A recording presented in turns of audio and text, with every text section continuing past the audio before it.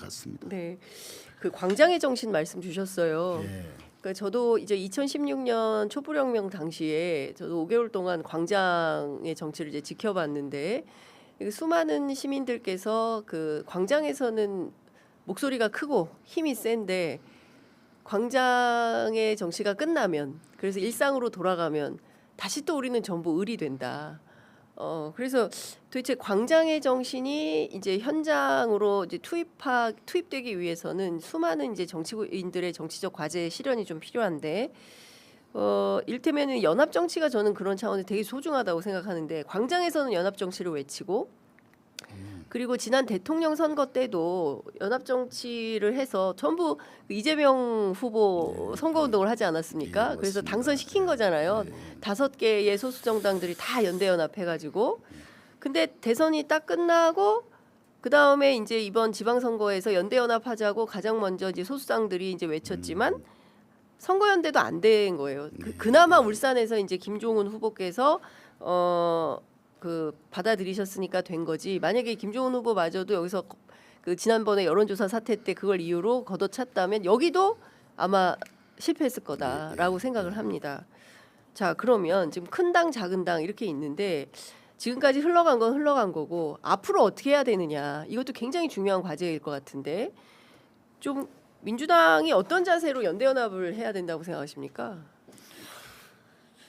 정치도 이제 다양한 스펙트럼이 있지만은 대중들의 생각도 다양성을 가지고 있다고 생각합니다. 저희들 진보 정당을 하는 게 어렵지요. 그래도 가고 있는 이유는 사람 살려야 된다고 생각하고 가고 있는 거죠. 가장 어려운 곳에 있는 사람, 뭐 좌라는 게 이념적 좌가 아니잖아요. 더 어려운 사람들을 챙기고 더 아픈 손가락부터 챙기자는 정치인데 그런 어떤 그것이 노동의 의제가 되든 빈민의 의제가 되든 또 장애인의 의제가 되든 이런 것을 집중적으로 저희들이 하고자 하는 게 있단 말이에요. 이 사람들을 챙기기 위한 어떤 부분에서 민주당은 이미 이제 중도를 뭐 스스로가 이제 그 하고 있으니 오른쪽은 또 누가 차지하고 있다면 이것을 잘 살려가야 되는 건데 왼쪽은 당연히 따라올 거라고 생각을 하고 있는 것 같고 오른쪽만 어떻게 해보면 될 거라고 생각하는 방향 자체가 저는 잘못되었다. 오히려 귀하게 여겨야 될 대상이 있을 거고 또 그런 어떤 귀하게 챙겨야 될 어떤 정치적 과제가 있을 텐데 그런 부분들을 좀 더 주목해야 된다. 이 사람들은 그냥 때 되면 그렇게 와. 이제는 그렇게 가고 있지를 않는 것 같아요. 최근에 2030의 어떤 이런 움직임들도 보면 그런 게 있어요. 많이 청년들에 대해서 얼마나 잘할 수 있을까? 대체적으로 젊다는 것이 좀 진취적이고 진보적이고 이럴 거다. 그렇기 때문에 당연히 올 것 아니냐라는 어떤 판단 이런 것에 기초하지 말고 내용적인 어떤 정치를 하셔야 된다라는 생각이 좀 많이 있습니다.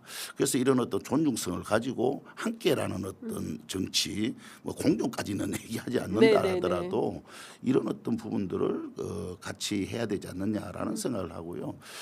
한국 사회는 보니까 여러 가지 상황이 있어요. 또 분단이라는 조건도 있고 이러다 보면 여기에 이제 이념이 들어가기도 하는데 늘 어쨌든 간에 이 상황에서도 그래 지금 새롭게 또 국민의힘이 40% 50% 나오는 이런 과정을 보면서 이거 어떻게 해야 되느냐라는 걸 보면은 늘 첨예해질 수밖에 없는 상황이기 때문에 이런 부분에 대해서 더 느르게 갈 수 있는 부분들을 그런 아까 진보의 품격 그런 품격을 가지고 일을 하셔야 된다는 싸움터에는 같이 하자.